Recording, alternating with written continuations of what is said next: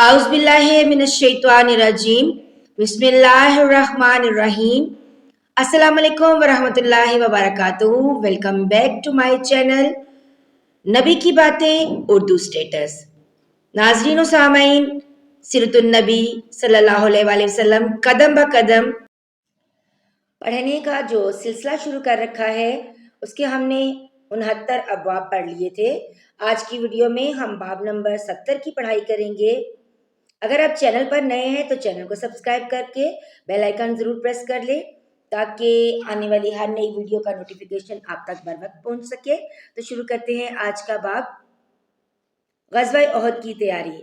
हजूर अक़दस सल्लल्लाहु अलैहि वसल्लम क़ुबा से मदीना मुनव्वरा पहुंचे और सहाबा इकराम रज़ी अल्लाह ताला अन्हुम से कुरैशी लश्कर के मुकाबले के सिलसिले में मशवरा किया।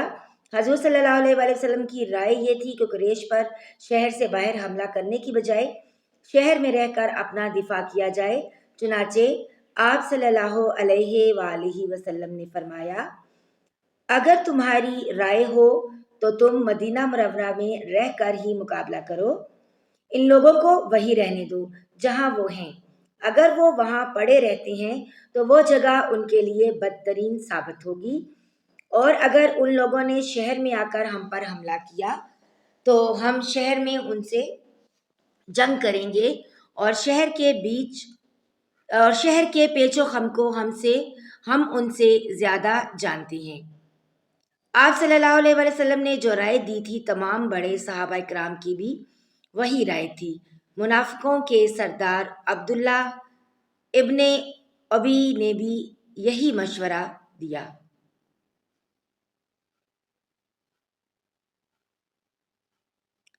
यह शख्स जाहिर में मुसलमान था और अपने लोगों का सरदार था। दूसरी तरफ कुछ पुरजोश नौजवान सहाबा और पुख्ता उम्र के सहाबा ये चाहते थे कि शहर से निकलकर दुश्मन का मुकाबला किया जाए। ये मशवरा देने वालों में ज़्यादा वो लोग थे जो ग़ज़वा बदर में शरीक नहीं हो सके थे और उन्हें इसका बहुत अफसोस था। वो अपने दिलों के अरमान निकालना चाहते थे। चुनाचे उन लोगों ने कहा, हमें साथ लेकर दुश्मनों के मुकाबले के लिए बाहर चलें ताकि वो हमें कमज़ोर और बुज़दिल ना समझें, वरना उनके हौसले बहुत बढ़ जाएंगे और हम तो ये सोच भी नहीं सकते कि वो हमें धकेलते हुए हमारे घरों में घुस आएं। और ए अल्लाह के रसूल सल्लल्लाहु अलैहि वसल्लम, जो शख्स भी हमारे इलाके में आया हमसे शिकस्त खाकर गया है। अब तो आप हमारे दरमियान मौजूद हैं। अब दुश्मन कैसे हम पर गालिब आ सकता है। हज़रत हमज़ा रज़ी अल्लाह ताला अन्हो ने भी उनकी तायीद की। आखिर आप सल्लल्लाहु अलैहि वसल्लम ने उनकी बात मान ली। फिर आप सल्लल्लाहु अलैहि वसल्लम ने जुमा की नमाज पढ़ाई और लोगों के सामने वाज फरमाया। उन्हें हुक्म दिया, मुसलमानों, पूरी तनदही और हिम्मत के साथ जंग करना।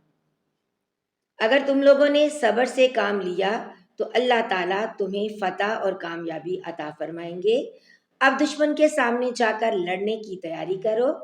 लोग ये हुक्म सुनकर खुश हो गए। उसके बाद आप सल्लल्लाहु अलैहि वसल्लम ने सबके साथ असर की नमाज पढ़ी। उस वक्त तक इर्द गिर्द से भी लोग आ गए थे। फिर आप सल्लल्लाहु अलैहि वसल्लम हज़रत अबू बकर सिद्दीक और हज़रत उमर रज़ी अल्लाह ताला अन्हों के साथ घर में तशरीफ ले गए।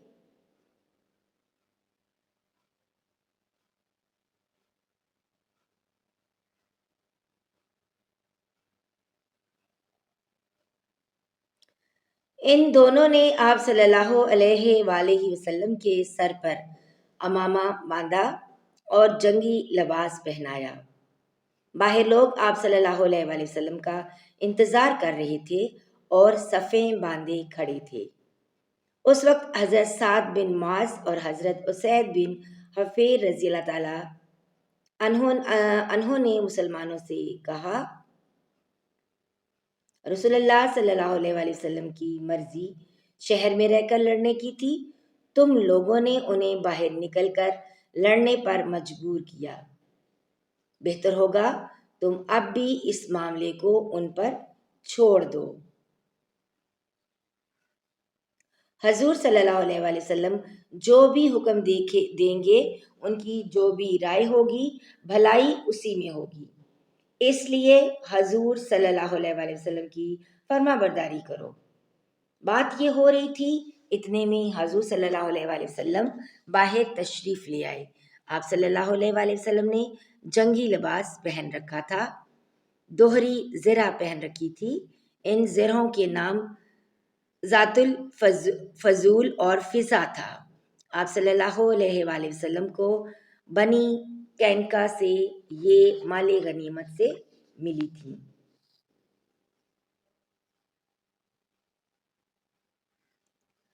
ان میں سے ذات الفضول وہ زرہ ہے کہ جب حضور صلی اللہ علیہ وآلہ وسلم کا انتقال ہوا تو یہ ایک یہودی کے پاس رہن رکھی ہوئی تھی۔ حضرت ابوبکر صدیق رضی اللہ تعالیٰ عنہ نے یہودی کی رقم ادا کر کے اسے واپس لیا تھا۔ زرہیں آپ صلی اللہ علیہ وآلہ وسلم نے لباس کے اوپر پہن رکھی تھی۔ اس وقت ان نوجوانوں نے عرض کیا، اللہ کے رسول صلی اللہ علیہ وآلہ وسلم، ہمارا مقصد یہ نہیں تھا کہ آپ کی رائے کی مخالفت کریں یا آپ صلی اللہ علیہ وآلہ وسلم کو مجبور کریں، لہٰذا آپ صلی اللہ علیہ وآلہ وسلم جو مناسب سمجھیں وہ کریں۔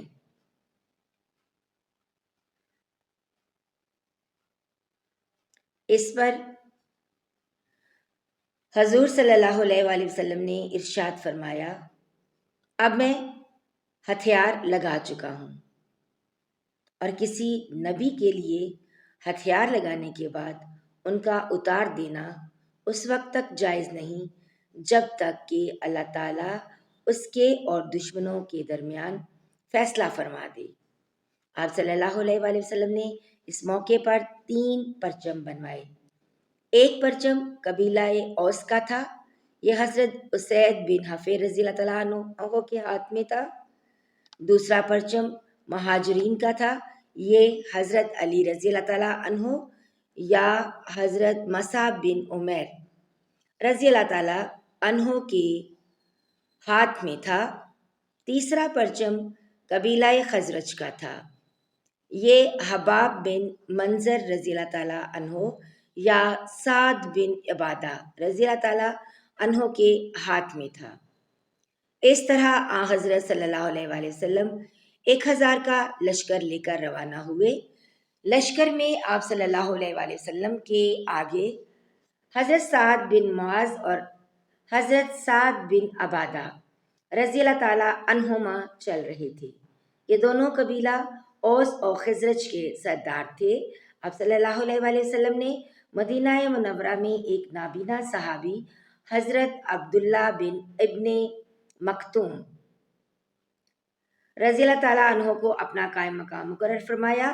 مدینہ منورہ سے کوچ کر کے آپ صلی اللہ علیہ وآلہ وسلم سنیا کے مقام پر پہنچے، پھر یہاں سے روانہ ہو کر شیخین کے مقام پر پہنچے۔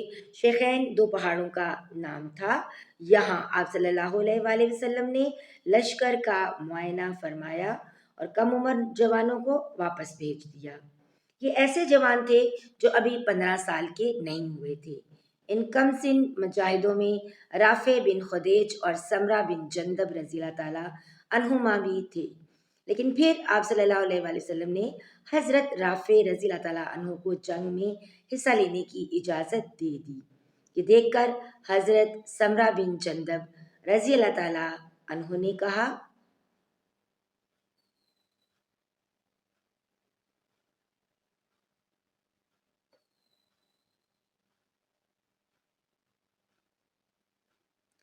آپ صلی اللہ علیہ وآلہ وسلم نے رافع کو اجازت دے دی جبکہ مجھے واپس جانے کا حکم فرمایا، حالانکہ میں رافع سے زیادہ طاقتور ہوں۔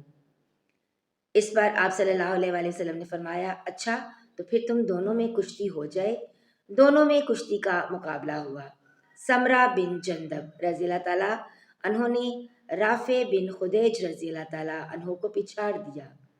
اس طرح انہیں بھی جنگ میں حصہ لینے کی اجازت حاصل ہو گئی۔ آپ صلی اللہ علیہ وآلہ وسلم فوج کے معائنے سے فارغ ہوئے تو سورج غروب ہو گیا۔ حضرت زبیر رضی اللہ تعالیٰ عنہ نے اذان دی اور آپ صلی اللہ علیہ وآلہ وسلم نے نماز پڑھائی۔ پھر عشاء کی نماز ادا کی گئی۔ نماز کے بعد آپ صلی اللہ علیہ وآلہ وسلم آرام فرمانے کے لیے لیٹ گئے۔ رات کے وقت پہرا دینے کے لیے آپ صلی اللہ علیہ وآلہ وسلم نے 50 مجاہدوں کو مقرر کیا۔ ان کا سالار حضرت محمد بن مسلمہ رضی اللہ تعالیٰ عنہ کو مقرر فرمایا۔ یہ تمام رات اسلامی لشکر کے گرد پہرا دیتے رہے۔ رات کے آخری حصے میں آپ صلی اللہ علیہ وآلہ وسلم نے شیخین سے کوچ فرمایا اور صبح کی نماز کے وقت احد پہاڑ کے قریب پہنچ گئے۔ ناظرین، آج کی ویڈیو یہیں پر اختتام پذیر ہوتی ہے۔ اگر آپ نے آج کا باب مکمل پڑھ لیا ہے تو ویڈیو کو لائک اور شیئر کرنا مت بھولیے گا۔